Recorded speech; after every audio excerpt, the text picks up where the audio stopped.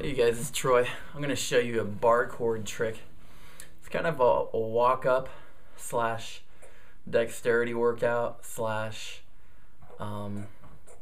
training that's very intense, and it takes a lot of stamina.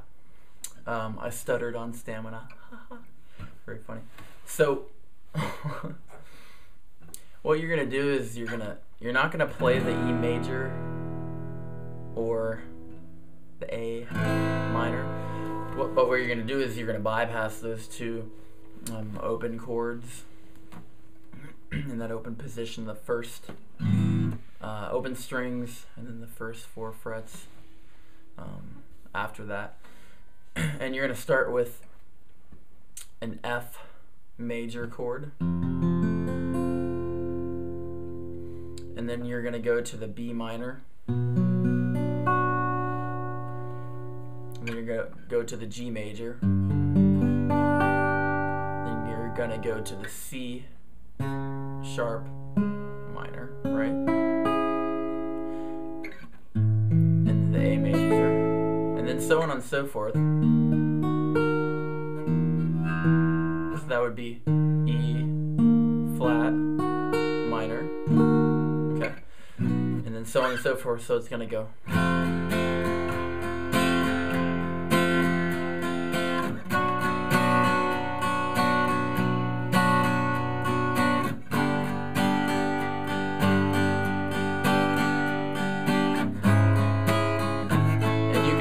Change that up to where you're not actually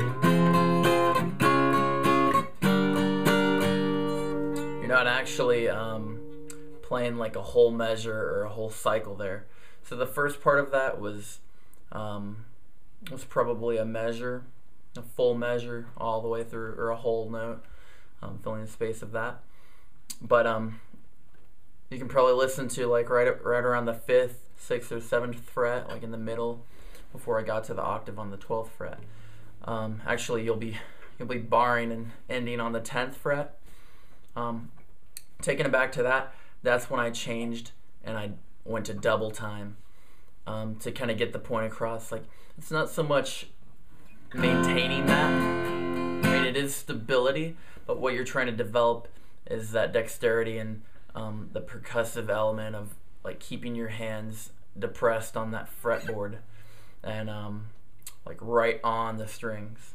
And what you're going to want to be doing on these bar chords is basically you need to have the bends of your fingers offsetting the strings.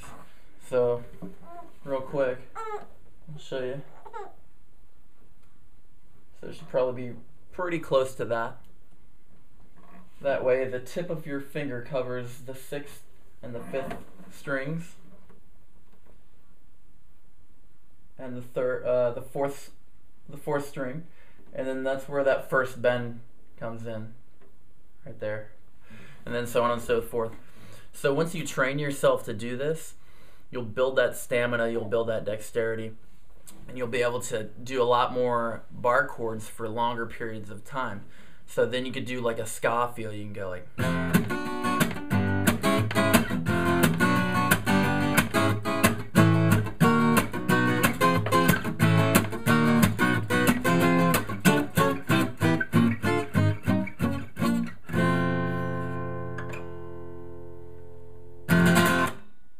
so you can do something like that, and it's basically to alleviate any stagnancy. You want to try to change it up as much as possible. If you're just doing and dropping down, so if you're keeping that F major bar chord, sliding up, dropping down where the root note's on the 5th string, and you're catching that B minor, maybe try a C minor and do 2 half steps, whole tone, walk up, and then walk back down with it, descend with it. So it would sound like this.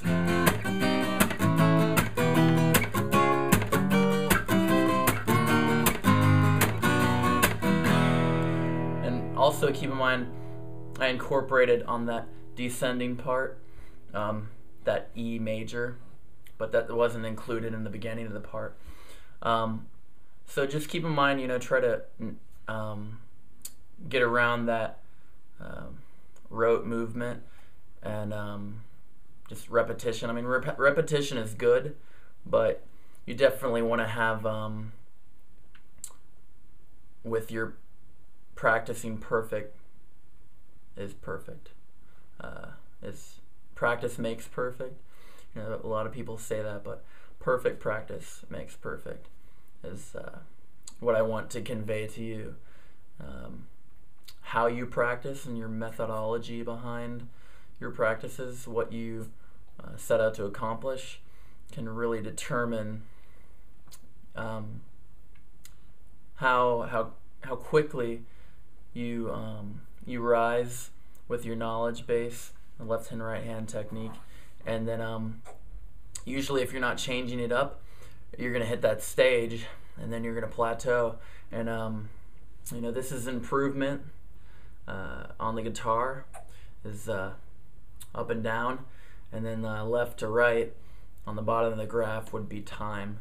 So obviously you want to try to nip that in the butt as much as possible, and not allow yourself to get stagnant. So that's just one of the ways and one of the practice methods and examples that I do to just kind of warm up with, and to get those bar chords shaped right and in the proper time and tempo.